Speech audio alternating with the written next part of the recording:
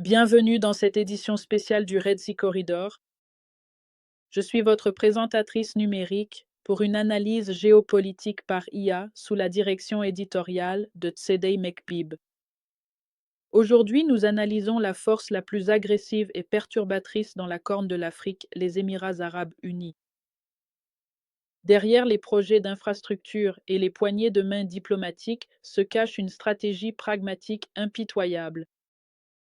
Abu Dhabi instrumentalise ses capitaux et ses alliés non étatiques pour dominer les points de passage de la mer Rouge. Mais cette quête d'hégémonie maritime laisse dans son sillage une série d'effondrements étatiques.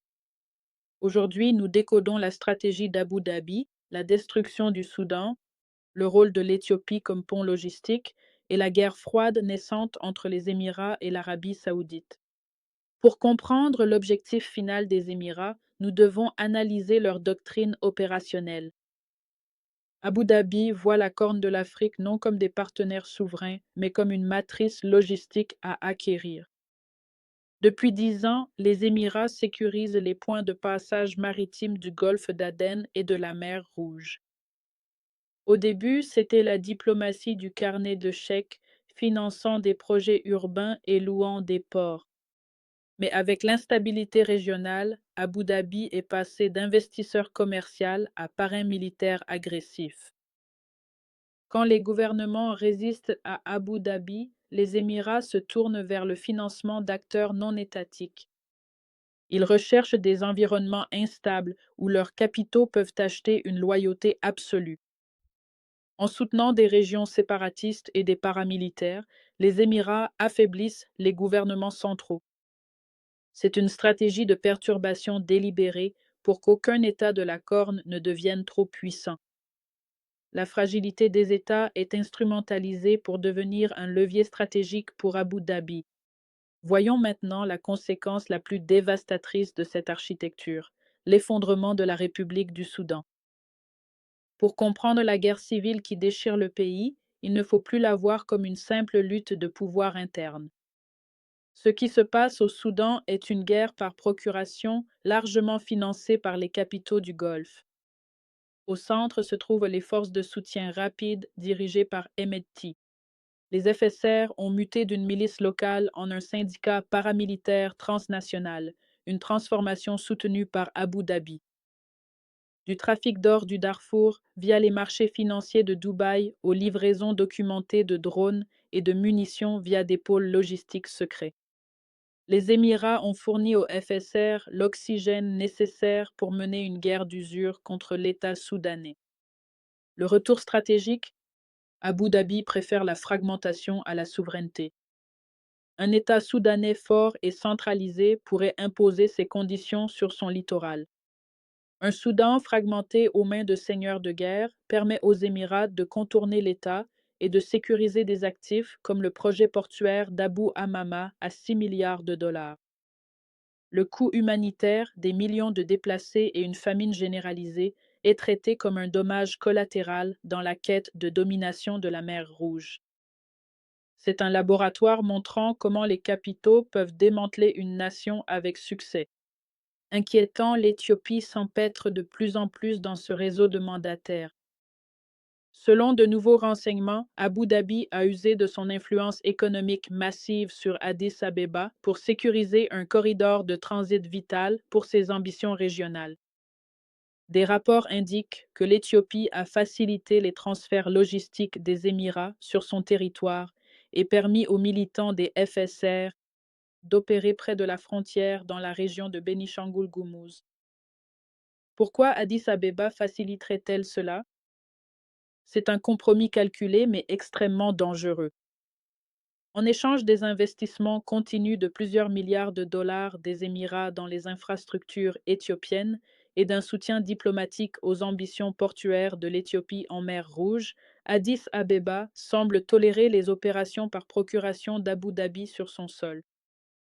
C'est une transaction où la survie économique immédiate est échangée contre un compromis stratégique à long terme.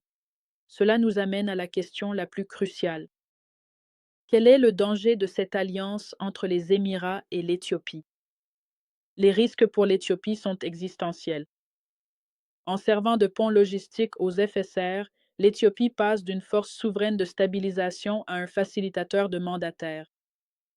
D'abord, cela risque d'entraîner les forces éthiopiennes dans une confrontation militaire directe.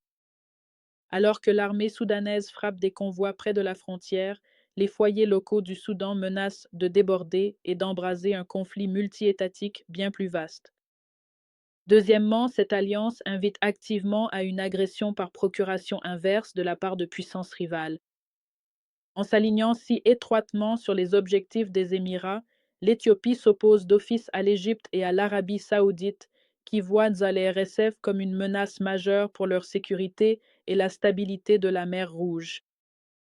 On voit déjà les conséquences de cela, alors que le Caire accroît sa présence militaire en Somalie pour prendre l'Éthiopie en étau par le sud. Enfin, il y a un coût moral et diplomatique profond.